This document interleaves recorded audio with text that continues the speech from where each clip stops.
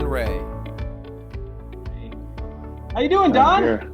I'm doing great, man. I love that music. Now, I was clapping. Anybody who just listened in right at the very beginning couldn't have not just been clapping and tapping your foot. I mean, that's perfect. There's a reason for that and song. You tied it in. You tied it in. That's what I'm talking about. I got to give it to the production team. The production team Yes. at NGCOA, they're stepping up their game on the intro music. I just hope the Cash Family Trust is not going to send us an invoice for the use of that song. So I'm assuming they looked into the music licensing situation and all that, right? Well, welcome to Golf Business Live. Don, it's good to see you again. And for everybody at home, welcome. We moved to a month. We quietly moved to a monthly schedule instead of the weekly schedule since kind of things were calming down a bit, and the need for quick information and updates related to COVID has slowed down a bit. So we thought let's slow down the pace of Golf Business Live with what we do here. So welcome back, Don. It's good to see you. To everybody at home, just a reminder that we use the Q&A module there in Zoom. If you want to ask us questions or our guests that we'll be introducing in a little bit, any particular questions, I will be looking at the Q&A module and kind of filtering for questions to ask here in the show today. So please do that. So Don, here we are, mid-July, just about, and I'm sure it's hot as Hades in Arizona, but talk to us about what's been going on at Augusta Ranch in Mesa, Arizona. Yeah, I'm actually in Flagstaff right now. Got out of the heat of Arizona and did a little family trip. If one thing COVID has done, at least for somebody in the golf industry, is taking you away from your family instead of bringing them together. I get home and I undress in the garage and then go directly to the shower and shower before I talk to my family. You're right, things aren't moving as quickly maybe and as fluid as they were before when we were going week to week, but certainly the risk is higher. There are hot spots across the United States, Arizona being one of them. And so certainly I've noticed in Arizona, Governor Ducey just came out yesterday and making another modification to the social distancing aspect of restaurants being open. They certainly closed down all bars here, which did affect Augusta Ranch because we have a Series 7 license, which is beer and wine. And then we have a Series 12, which is basically for your restaurant to have hard alcohol. So, got a letter from the state on, hey, be careful on your Series 7 license of you can't just serve alcohol. There has to be a food component to it. So once again, as an independent owner, I had to put on my legal hat because I can't afford $300 an hour. It's okay. How am I going to do this to make sure that everybody's getting something to eat every time they buy a beer so that I'm not a standalone bar? So, weathered that storm, but certainly COVID cases are up in Arizona, which means that we're finding we're more people that we know are getting them. For somebody here on the front lines, I can tell you, the feedback is good in a sense where everybody's getting them, but they tend to be asymptomatic and they quarantine themselves for 14 days. And if they do get symptoms, they're not severe. Despite the numbers that are coming out of Arizona, I think from the boots on the street, we're not, nobody really knows of anybody who's really been terribly affected, but certainly once again, the numbers are up. Hey, Harvey, thanks for recognizing our song that came on. I appreciate you coming on and telling that. And I've been dialoguing with Harvey through emails of just, hey, Don, what's going on? He's worried about me. And, other PGA members and other golf course owners and media alike have emailed me to say, Donna, you're all right. You're in the hot spot. It sounds terrible in Arizona. I'm here to tell you, we're being cautious. But sometimes what happens when you deal with something so long, you do let your guard down. Went out the other day, just walking over to the restaurant, and our outside service person was washing the carts without gloves on. Why? We've told them all this is part of a new attitude. These are the procedures in order to how to wash a golf cart.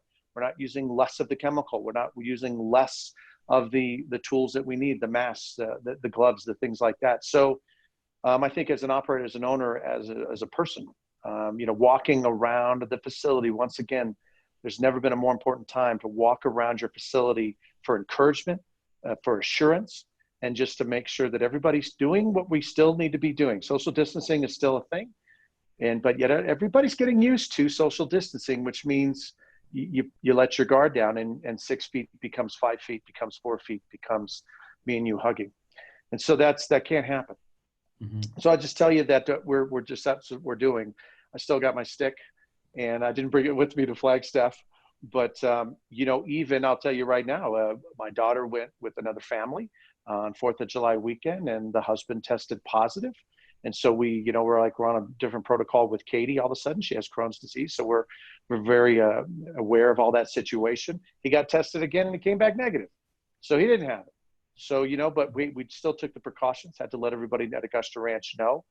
And we've certainly had some employees at Augusta Ranch that have tested positive and been quarantined. So that's it. I think that the thing now is you're not panicking anymore because you're not fixing the plane as it's flying. But it doesn't mean that you aren't as intentional on the very protocols and procedures that you put in place 60 days ago, because the risk is still real. And let's just be sensitive of that. We want golf to be the leaders in social distancing. Restaurants are failing. They got out there and they went too far. Now the perception, and I know I'm going long on this, Jay, but now the reputation of restaurants here in Arizona is that they are breaking down. The bars didn't care. And there is a shaming that's going on to the restaurants and the bars that didn't do that. And thank goodness golf operators are not getting shamed, because we're actually being pointed out to golf's doing it right. And that's what the Back to Golf document was about. And that's what our own self-stewardship it means. And so let's be the leaders and lead by example, that although we've perfected social distancing from the inception of golf when it was invented, right now we're doing it because it's the right thing to do for safe and healthy. And a reminder about that Back to Golf document, that, it's not a perfect document, but what it does is it has the CDC's eyes on different phases of restrictions in your market based on what's happening, so that if things get more restrictive, okay, here's how you can operate golf in a more restrictive environment. If things are less restrictive, these are the things to do. So it's flexible in that sense. And so, for golf course operators watching, if things slide back in your state, look to the Back to Golf document as a CDC reviewed, and they never bless anything. They don't endorse anything, but it certainly was a high level CDC reviewed plan for golf to operate in different environments of restrictions. And so we encourage you to take a look at that, the Back to Golf stuff, which is on the NGCOA website under the COVID section. Be sure that you take a look at that. It was, an Allied Association effort. All right, so, let's talk a little bit about, it's one of these cognitive dissonance situations. You've got this pandemic as a backdrop, but every golf course operator I talk to, their tee sheets have been off the charts. And you and I have talked about this as well. So we're in July, it's Arizona. What is your normal year like, and what is it looking like now, based on activity and play and, what I'm calling this, the COVID surge, that we're, for right or for wrong, the beneficiaries of this, activity. So what are you seeing as far as activity at the golf course, levels of activity? It continues. June was the best June in the history of the golf course, and we aerified. We typically aerify our greens in July. We aerified them in June, and we still had the best June by far. A 50% increase over last year's June, when I didn't airify last June, right? So yes, it's not people playing more, it's new people playing the game of golf. And you're right. And I think that's where, it's good to have Elliott on there. I kind of went through his website, and they're asking the hospitality industry, the tourism industry, to be intentional with the steps that they're taking so that people feel comfortable. At one point in golf, we were a little apologetic of people coming out to play golf. And hey, you might be now because of your portion of the United States of, gosh, we're busy. And yet other businesses are struggling, and they're relying on this new CARES package to come out, hopefully, that President Trump gets into an effect, right? Everybody's wondering, are those C3s and or C6s and the sixes and the sevens getting in? But anyways, I think it is time for us to be intentional with social media pictures of what we're doing. I took a picture of me teaching a junior clinic with my mask on, and I hashtag and copied Ducey and Trump. I'm putting it out there, man, and our mayor, and said, hey, I've got your back, Mayor Governor Ducey. I've got your back, because we're doing it right here at golf, and so many likes.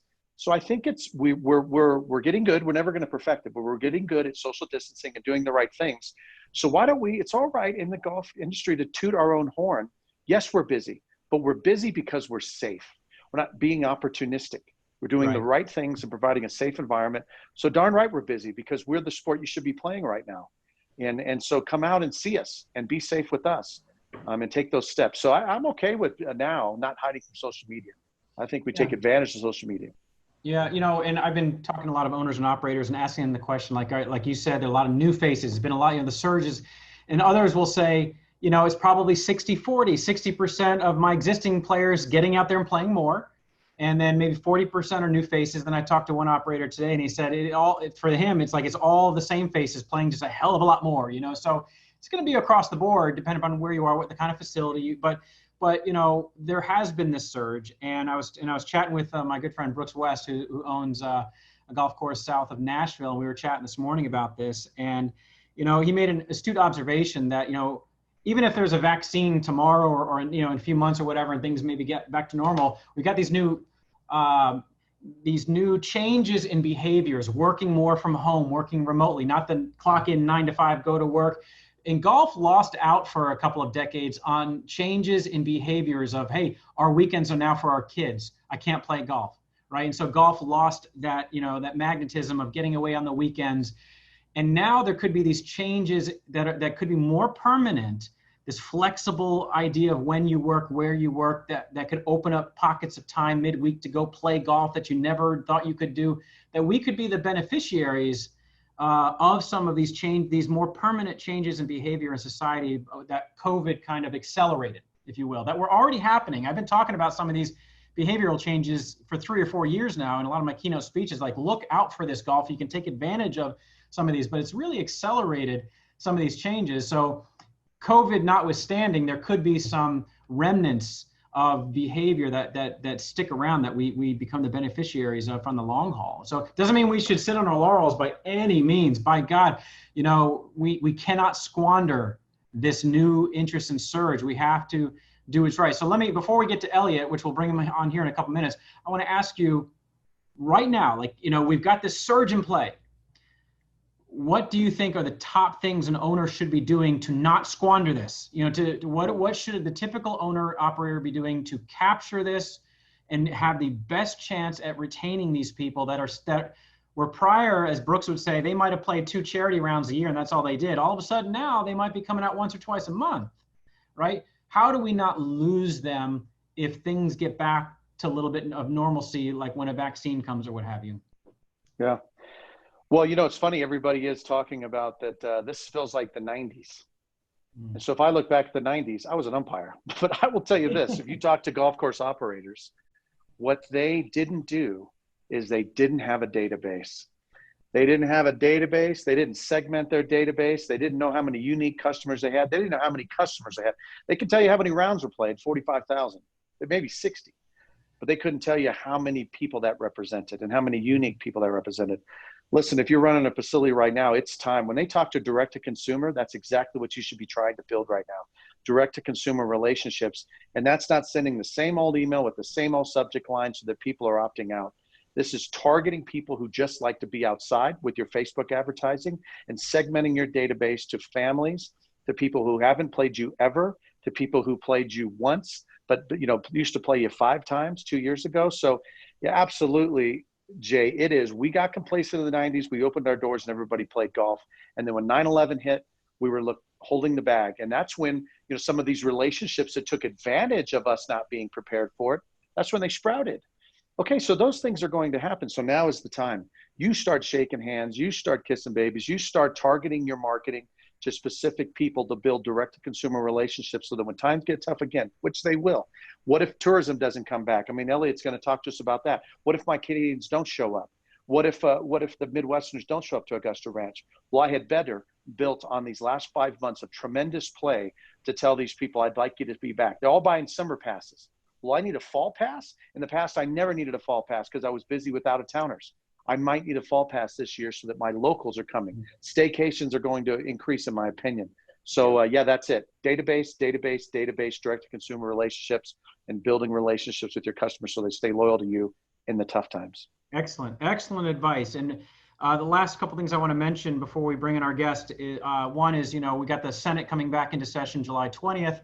All eyes are on the Senate to see what kind of relief package will follow because the old relief package, a lot of the provisions end July 31st, the unemployment supplement and so forth. And so it's going to be interesting to see how this Senate approaches disaster relief if we've been sliding at the same time we've started seeing some sliding backwards, right? So, you know, this is going to be a tough, you know, issue here.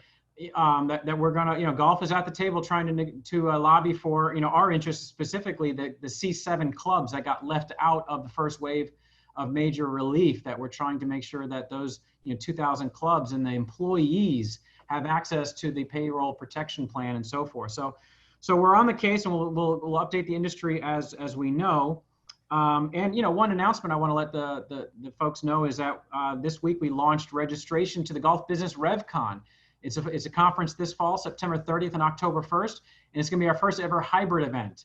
Meaning, if you can watch and participate at home, and all the sessions are all about revenue, increasing income, top line, and yielding better revenue out of your existing business. So we're going to talk about new revenue streams, how to yield more and get more dollars out of your marketing plans and so forth. So it's going to be a great 2-day event. It'll be available virtually, so you can attend at home in the comfort of your home or your desk. But we're also going to have an in-person option in Las Vegas, unless the governor shuts the state down. We're going to have a socially distant, CDC guidelined event for those that want to come to Las Vegas and participate in person and essentially watch the same content going on at home, but we get to be together. We get to network together. We'll play a golf outing together and so forth. So take your pick. Go to golfbusinessrevcon.com and check it out. We'll be uploading the classes that'll be available really soon. So we hope the industry will consume that. And obviously, as you know, Don, we've done a hell of a job cutting costs since the recession. It's time to get bullish again on that top line. So we're going to have that event. So speaking of traveling to Vegas, let's talk a little travel. So, golf and travel together, the travel segment of golf represents about $28 billion in economic impact of our $84 billion golf economy. It's a huge part. Our golf resorts, if you add up all the economic impact of just the golf resorts alone, plus the golf courses in travel destinations that get most of their business from travel, you add all that up, that's a huge economy, and they're probably getting hit the hardest, those that are specifically related to travel, from the COVID situation, when you really look at who's getting hit hard. And so we thought we would bring on a special guest today. Elliott, come on onto the show. We don't have a Doc Sarensen to play any music for you, but there you are. All right, here we have Mr. Elliott Ferguson, who is the CEO of Destination DC, which is the Convention and Visitors Bureau for Washington, D.C., which I would argue is probably the most dynamic city in America. He's also the chair of the board of the U.S. Travel Association. And Elliott's been with Destination DC now for almost 20 years. And before that, he was with the Atlanta CVB and Savannah, Georgia before that. I've known Elliott for about 10 years now. I served on the U.S. Travel Association board for 4 years when I was in the lodging industry. And so Elliott and I became fast friends, working together, advocating for the travel industry. And there were some really great things this organization has done. I was on board when they passed the Travel Promotion Act, which essentially created America's first ever bona fide CVB, like a marketing effort to get the globe traveling to the United States, and not on the taxpayer's dime, as I might add, which is why it got bipartisan support back, in the day. So, we did a lot of great work together. We became friends. And so, let me ask you first, Elliott, how are you and Talisa doing personally? Thanks for asking. We're doing okay overall. My wife's in the industry as well. So we're all, we're dealing with this as best we can. And it's kind of funny that you start with the song "I've Been Everywhere," because I've been nowhere. And the reality for our industry is that there is no travel. And, Jay, you and I met in Kohler, Wisconsin with your lovely bride, and you had a kettlebell in your hand. I'll never forget that. I'm like, who does that? And you actually brought it with you. And the last time I saw you and your wife, we were in the airport in Tokyo. So, you talk about being everywhere. This is an industry that is really suffering from the fact that we cannot welcome visitors to our shores and to our cities. And, the inverse is that we can't travel to other destinations. So it's been very difficult for us. Yeah, and the time we met up in Tokyo, by the way, was complete happenstance. We were both in the Tokyo airport at the same exact time, and we were able to meet up right before you were catching your flight. You got it, man. That's right. That's pretty cool. Well, so you wear two hats, and we primarily brought you here because of your chair of the U.S. Travel Association Board of Directors, and you get to see a lot, obviously, from that perch. And I do want to talk to you about DC as well, but So talk to us about the big picture impact that COVID is having on the travel industry. Yeah, absolutely. I think that, I was listening to Don talking a few minutes ago and in regards to welcoming the Canadians back. And I was actually talking to some of my counterparts in Canada earlier today. And, the reality and their reaction is that we probably won't see Canadians come back to the U.S. until next year. And, I think that's going to be a reoccurring conversation in terms of international travel. We know what's going on in Europe right now. I really don't blame them for not welcoming U.S. travelers simply because we're not on top of this pandemic. And even before that happened, the reality was we probably would not see the international visitor coming back to the U.S. for a long time. The international visitor is important to us. They stay longer, they spend more. For us, it's all about economic development, and we're looking for all visitors. But the international market we're going to really suffer from the fact that they're not going to be traveling. So we're all going to be focusing on domestic travel. So within the U.S. Travel Association, you can imagine we are focusing on, this was not on our slate when we talked about what our priorities were in 2020. But right now it's all about funding for DMOs like myself, destination management marketing organizations. Every city has one, and without us, it would be very difficult for cities to really promote anything, especially sports in the golf scene. In DC, we've got 3 golf courses that are owned by the federal government, and there are about 59 golf courses, some very notable within 20 miles of Washington. So that's a huge part of the experience for those coming in for corporate travel. So within U.S. travel, we're dealing with making sure that 501c6s such as us are part of the next iteration of PPP, CARES Act, which we've not been a part of, trying to find some options in terms of tax credits to really stimulate individuals domestically to get on the road and travel. We know right now the opportunity for us is going to be tied to the domestic traveler and them getting on the road. And consumer confidence right now is a big issue. Folks don't want to get on a plane, they don't want to get on stay in a hotel. But one thing we know for a fact, and my father-in-law lives in Jupiter, Florida, they could not wait for the golf courses to open up again because, again, you have the opportunity to socially distance and really enjoy that environment. So, for us, it's all about rebooting and the economy and also getting the elected officials who really have not paid attention to the economic impact of tourism to recognize what happens when tourism is not happening.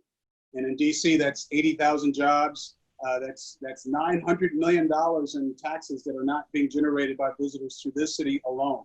So it's a big deal and a big priority for the U.S. Travel Association. Science and medicine first, but then making sure that we're getting back on track. It's interesting. There's, it's hard to believe that the travel industry even had to come together and lobby for itself over the past 15 years. And with Roger Dow's leadership, it went from a standard trade association to this real powerhouse advocacy organization. But it's a little shocking to look at how big the travel industry is and realize that our advocacy is relatively young, because I think there's this complacency about certain industries, like people will always travel. What do you need our help for? They're always going to travel. It's just human nature. So, but when it stops is when you realize, as you're saying, oh my gosh, the actual impact of an industry, you don't know until it's hurt or until it stops, and then it's clear. No, you're absolutely right. And for us, it's really, we like the numbers, but it's quality over quantity.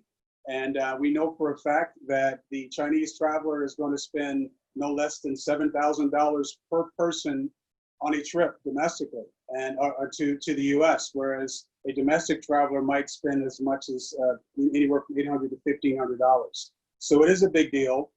We've always considered ourselves the Rodney Dangerfield of industries, whereas we just have not had the respect. When the auto industry was being challenged about 10 years ago, 12 years ago, federal government, Congress was ready to step up and help out and offer incentives. Actually, it was about 8 years ago.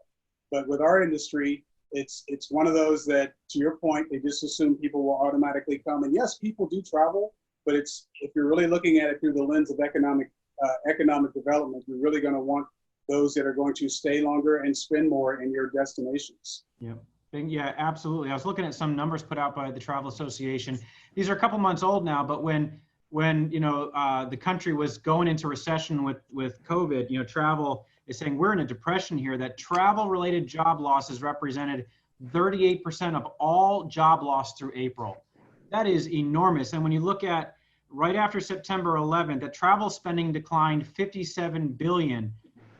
During this pandemic, travel spending has declined 519 billion. It's 10 times, nearly 10 times as much. 133 billion in economic loss after September 11th, 1.2 trillion in economic loss because of COVID.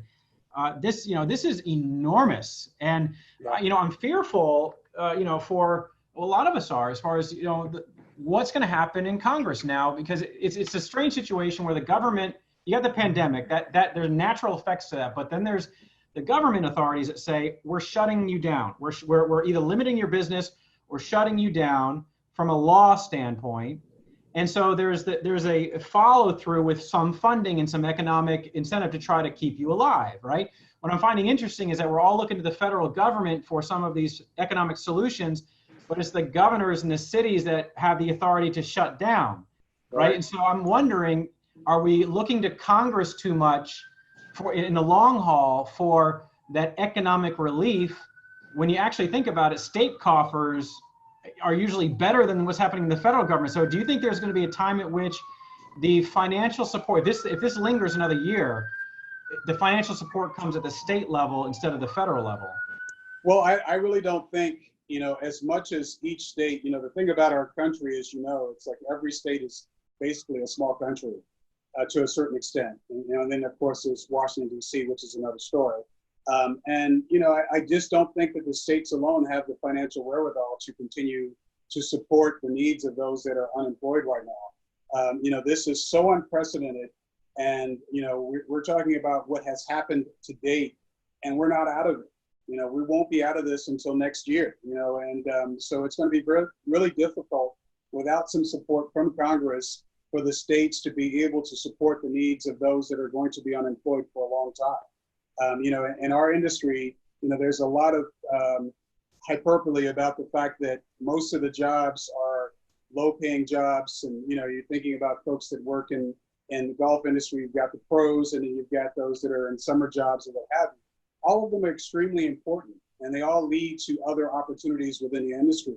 And in some cases, they create positions for those that might be perceived as unemployable because they have fewer skills. So that's the importance of this industry and the importance of getting it started up again. And I think now more than ever, members of Congress, we're looking at restaurants, and as we look at the number of people that are unemployed, it's the significant number of restaurant employees, as well as those that work in hotels, that work based on business happening. And we need those positions, we need those individuals working, because they make up a tremendous amount of the economy here in the U.S. So Congress is going to have to play a role in each state and the District of Columbia in terms of helping during this unfortunate time of this pandemic.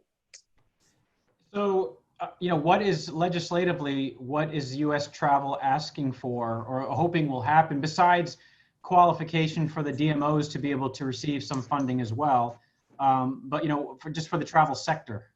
Yeah, it's tied to, what type of incentives or tax credits can be offered to our families, to my family, to be able to want to get on the road and travel again. We have to, similar to what the U.S. government has done with unemployment benefits, what types of tax credits can exist for those to get on the road and travel, temporary travel tax credits. The same thing for the meetings industry. As much as we talk about tourism, there are so many conventions. Washington is a meetings town. And right now, that business is dried up for this year, as well as, the first quarter of next year. And these people are the ones coming in town and wanting to play at top golf courses around the country. So, the question there is, what types of financial incentives can be offered to jumpstart and get those individuals that might consider not having a meeting to have a meeting, realizing that they might have some type of credit, a tax credit associated with having their convention in all of our cities. So the Travel America Act is extremely important as well. That's tied to travel promotion and making sure that the safety standards associated with traveling are adhered to, and that people understand what's happening within individual hotel companies and as well as in cities. In a city like Washington, since this pandemic hit, you have to wear a mask. You may not have to wear it when you're outside, and we were slow to reopen. And fortunately for us, we've seen fewer cases, and we have not had the spikes that other destinations have had. And there's something to be said about that. And I know wearing a mask is annoying, but it's a difference between getting COVID and not getting COVID, jump starting this industry, or remaining stagnant or closing again, as it's done in Florida and other cities and other states. So speaking of DC, since you got your finger on the pulse of the meetings industry, we're an association. Don's, in the PGA of America, he's been on that board. We all put on conferences and conventions and meetings and so forth. You say it's dried up. Or do you still see some groups coming and figuring out how to have a reasonable meeting, whether it's 100 people, 200 people, in a convention center, in a hotel? Is it done, or do you see groups trying? Jay, the reality is, for a convention center like ours, it's 2.3 million square feet, about 800,000 square feet of exhibit space. For the big box hotels, that would be any hotel that has 800 rooms or more. When your standard of meeting is tied to 250 people or less, right now we're 50 people or less. Stage 3 for us is 250 people or less. It's unrealistic that you're going to be able to open and actually make a profit. So you have to make a decision as to whether or not you're going to remain closed, such as the convention center, which does not have sleeping rooms attached to it, or how are you going to open if you're a big box hotel? So the answer to your question is, it's going to be very difficult for those meetings to actually happen based on the criteria associated with meeting. In addition to that, a lot of the associations, the domestic associations, anywhere from 30 to 65% of their attendees are international. And guess who won't be coming? The international market. The same with exhibitors. Everyone's now rethinking, trying to figure things out. They don't have the financial wherewithal to do what perhaps they thought they would be able to do. So every association has to look at all of this and say it's just not financially feasible to have a meeting, as well as the fact that the larger hotels are saying until we're at phase 4 of reopening, and for DC right now, phase 4 is tied to a vaccine. And that right now might not happen until the end of the year if we're lucky. So the question is, how do these stages change based on what we're learning? And we're learning a lot more from the international market. Events that are happening in Asia right now and in other places outside of the U.S. versus what's happening in America, simply by people not wearing masks and not following the necessary protocol. So that's my long way of saying, in a city like Washington, we host groups from anywhere from 50,000 people to groups of 10 people or less. Maybe we'll see some of the smaller meetings, but the larger meetings will probably not take place until 2021. Yeah, very interesting. Because we've got a couple of pretty large events that happened first quarter of 2021 in the golf industry. So, I think everybody's kind of waiting and seeing what's going to happen. It's tied to association economics. We are in the event business as associations, and so a lot of us are on pins and needles about when we'll be able to have meetings again. Yeah, absolutely. And for cities like ours, a DMO. The Charleston CVB, for example, my good friend, she runs that bureau. Our livelihood is tied to hotel tax and membership dues. The guys the folks that do DMO marketing in Arizona, the same thing. So if people aren't staying in hotels, we don't have the funding to do any marketing of our destinations, which everyone hurts in that regard. Those in which we're trying to attract to Washington, D.C. for business. And then, of course, incidentally, they'll play golf. The incentive trips that are coming to a city like Washington or other cities, which are looking for those top golf courses to be able to do other events. You've been to the U.S. Travel Association summer board meeting, and we do a lot of work, but it is also tied to the opportunities to network and play golf or play tennis or zip line or all the other stuff that we do as well. So what we do, cities and our members are really dependent upon our ability to attract people to our destinations. So, and right now that's not happening. We had 24 million visitors in Washington last year. And right now we're trending at about 10% of that number, comparatively speaking, for 2020. Mm-hmm. Early in the pandemic cycle, and this, Don, I want to bring you in this conversation because we had discussions on Golf Business Live here about this, that just the strange feeling of golf being open and allowed to be open while all these other industries and activities are closing down and shut down, and kind of a feeling of guilt about, like, hey, let's not push too hard. We don't want to push people to play golf and be seen as though we're bringing people together when the message is stay home, right? There's just these strange dynamics we've never had before. We've never not wanted to push golf, but you push too hard, then you come across as insensitive against the backdrop of a pandemic, right? And so, Don, you've lived that, like, even to the point where I don't want social media posts of my golfers playing at my golf course right now, because it's just not the right tone. So, Don, you served on the Arizona Golf Alliance, at that level with the tour, from a tourism standpoint, right? The Arizona Tourism Alliance. How do you see the travel industry and or the golf industry being able to, even through economic stimulus, get out there and travel?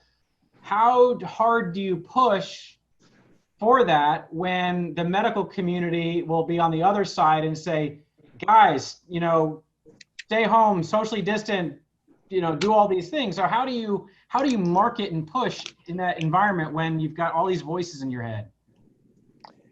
Yeah, you know what? I feel like Rachel Sacco, Scottsdale CVB. I feel like I need to call her up, and can't give her a hug because of social distancing, but what she's going through. And I just wonder how many people who are watching the show today even knew what DMO stood for.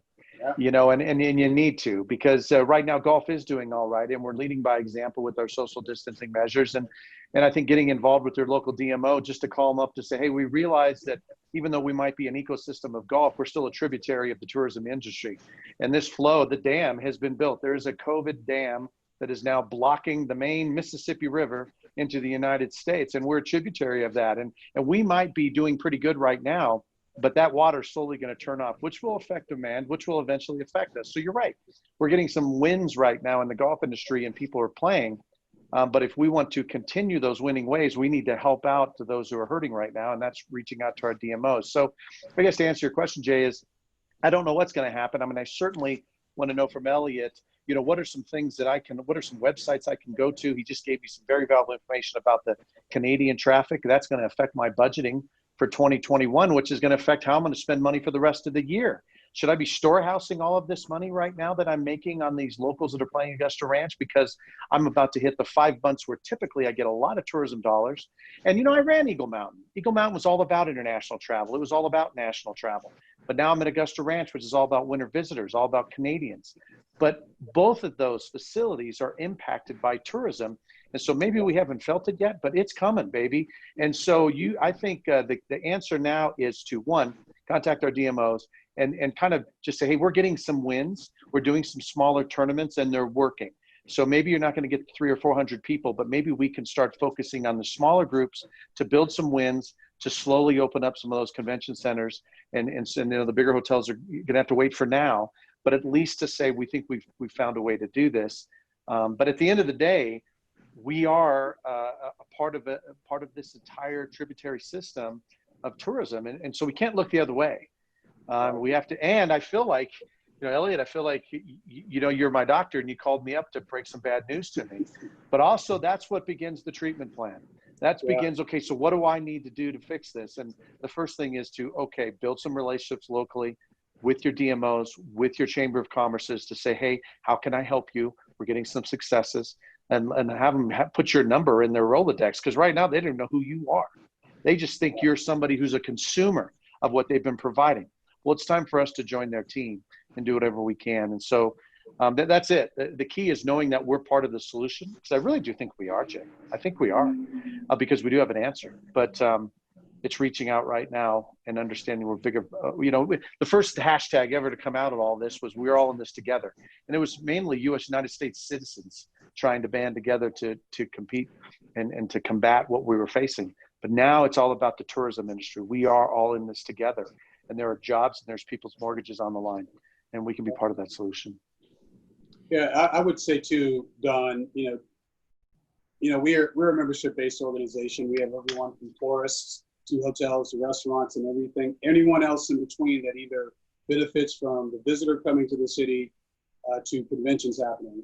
And the key thing that I say to them all, doing business as usual right now could bankrupt you. And if you don't look at a creative model that is not tied to what you traditionally do, and if you're expecting those variables, be it the international market, corporate groups, or what have you, to come back online, trust me, they want to come back online and travel just as much as you do, just as much as you want them. But the reality is they're not going to. So you're going to now have to look at, what can I do that's out of the box? What segment of the population, if that's in my backyard, that thinks that golf is off limits to them? What things can we do to encourage individuals to come in and do events or spend time learning how to play golf? Because if nothing else, you are, of all the sports, one of the easiest to socially distance than others. And I think that's a really important thing to consider and think about, unless you have the financial wherewithal to say, we'll just wait until 2021. But if you don't, then if you're just waiting on it to return, you're really going to be in for a rude awakening. Yeah, in the golf business, we like to say is a land-rich, cash-poor business. So not a lot of the public golf courses, especially, have that ability to say, you know what, we're just going to shut down for a couple of months, and so forth. So you're right. So you got to think creatively. Even the hotel industry has had to think creatively. I was talking to my friend Mamie Bush, who is over sales at the Hilton Garden Inn here in Charleston, and when this was first hitting, and they were trying to experiment with ways of, like, for MUSC, the medical university, can we provide housing for the nurses and doctors that may not want to be going from home to hospital? Can we give them a safer place to maybe live during midweek or what have you, and use those hotel rooms?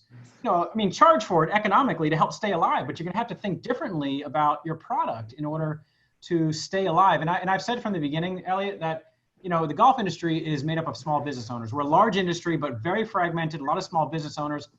And I'll always bet on the small business owner before the big business owner on how to make it through a difficult time, because they're closer to that line than a lot of businesses as far as survival. So they are the most inventive, nimble. They'll claw and scratch their way to survival. They'll do what they have to with their product. They'll change on a dime and do experiment with things quickly in order to stay alive. And so, golf is one of those industries that's like that. The restaurant industry is like that as well. So, but hey, listen, we're just about at a time today, Elliott. I really appreciate your perspective on what's happening in travel and where we need to focus, the importance of the travel industry, and we'll make sure that golf soon has a seat at the table at the U.S. travel industry, because, if this COVID situation is proving anything, we're one of the businesses that can stay alive, and we've had to thrive, and we may have stories to tell other industries at the table at U.S. travel, of how we are surviving and thriving and adapting to this. We all have stories to tell, but the golf, as a $28 billion travel economy itself, we'll be there with U.S. travel soon. We've got a plan of action to get involved and be at the table to advocate for travel. That makes a lot of sense. And Don asked me the question earlier. I reached out to Roger Dow, the CEO of U.S. Travel, and before COVID, they had meetings scheduled with PGA and LPGA to talk about membership. Because right now within U.S. Travel Association, we've seen a void, and maybe, Jay, when you were still there, of sports being playing an active role. We've been very successful with getting a lot of the franchise, the baseball teams around the country to join, because they understand, especially the Asian community loves baseball, and it's not just the games they want to come to. They want to do a tour of the facility and buy tons of merchandise even when there's a game that's not happening. The same thing has been happening with the NFL. So we've seen the fact that the sports industry has not really paid attention to travel, and maybe vice versa. So there isn't more of an effort. So Don, I'm going to give Roger your contact information so that he can follow up with you, because that was something that was ongoing. And then of course, COVID hit, and that never happened. Well, good. Well, very good. No, I appreciate that. Jay, can I say one more thing? Just, you know what I'm going to do? And I challenge anybody who's watching this today. I'm going to go visit all the surrounding small hotels that are around Augusta Ranch. I used to call them and say, hey, if you've got some visitors, can you send them my way and I'll give you a net rate? I think the tables have turned. I think it's for me to, I want to go to those hotels and say, hey, how can I help you? I don't know if it's a staycation package, but let me help you because I'm doing pretty good right now. And I'd like to somehow get some people, maybe just to spend one night because there's going to be a reunion or a wedding or something, and they're going to play golf. So I want them to push them to your hotel. So maybe that's something, a plan of action for anybody listening right now. Let's scale local right now as small business owners do. And that'll show some wins that maybe will help the industry.